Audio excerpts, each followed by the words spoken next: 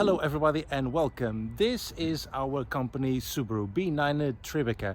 It is a car that has had a few issues recently and I'm going to try to give it a new lease of life. We have had this car for the best part of 15 years and it has been always very reliable until last year when it started to be plagued with coolant issues.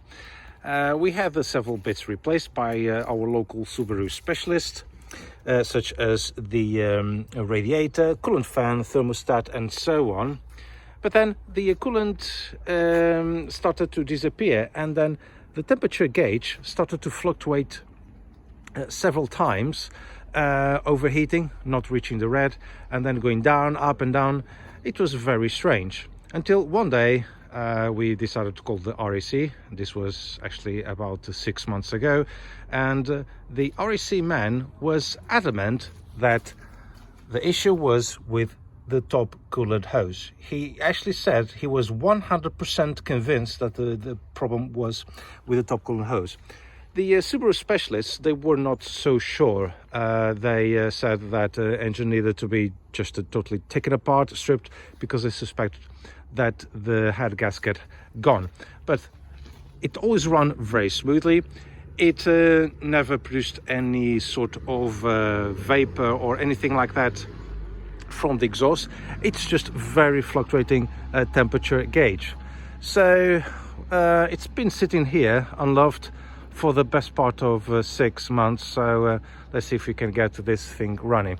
I've got a good quality hose from Gates, which is right there, and I'm going to fit it. It seems to be pretty straightforward, plus also adding new coolant as well.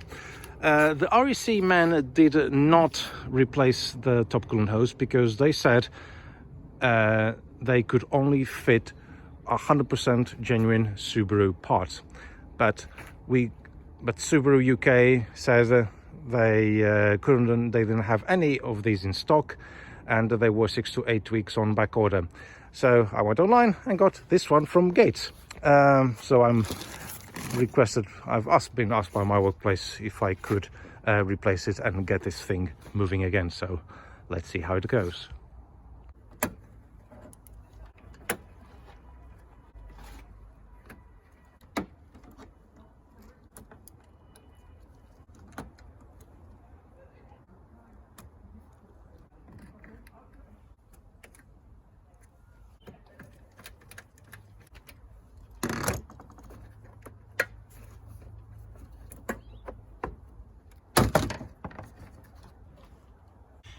Now the hoses are connected using these compression clips, which I don't know what they are called, but I think they're compression clips. And one clip over there, I just needed to use a pair of pliers and take it off.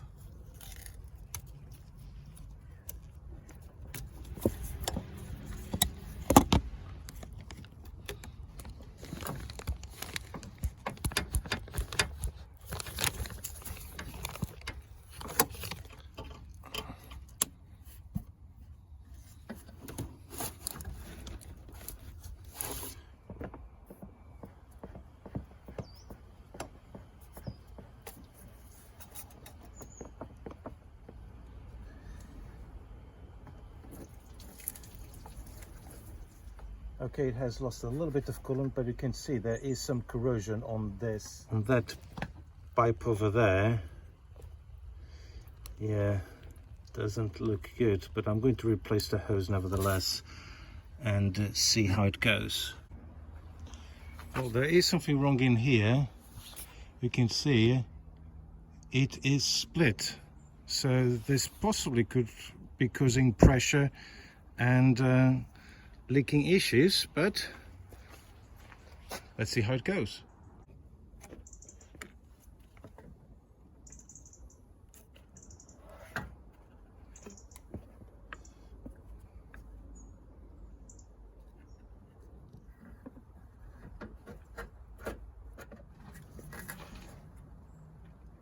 As I showed you earlier on, there was a little bit of rust on this metallic component in here, and I unfortunately I don't have any tools to clean it up and remove the rust, but the surface where the rubber hose attaches on is perfectly clean, so it will get a good seal.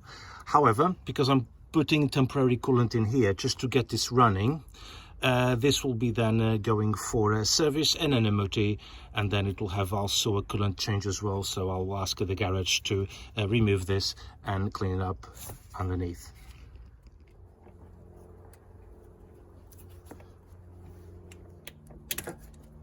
There you go, nicely in place.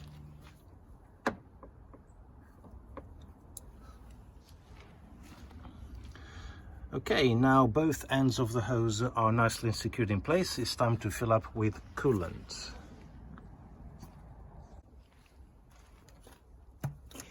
I'm using Shell's universal coolant. That's because that's the only thing I could get my hands on for the time being. It's just only to get it running and then to take it to the dealer and then have it proper serviced and MOT'd.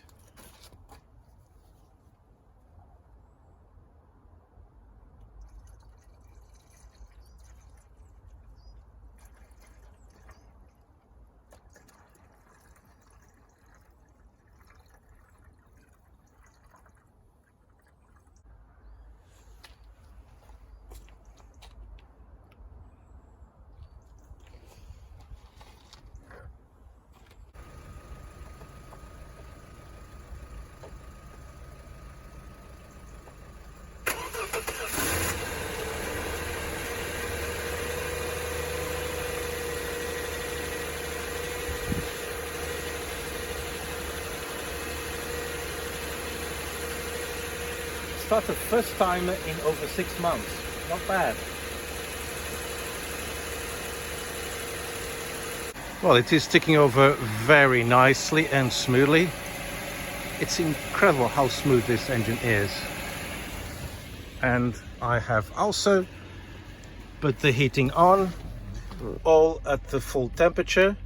And now let's see how this gauge is going to behave.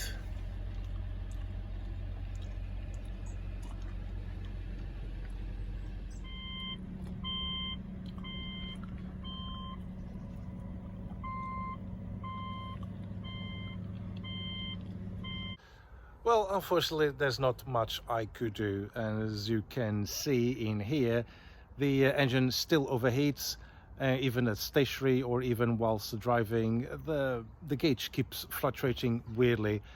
I don't know what is really the cause.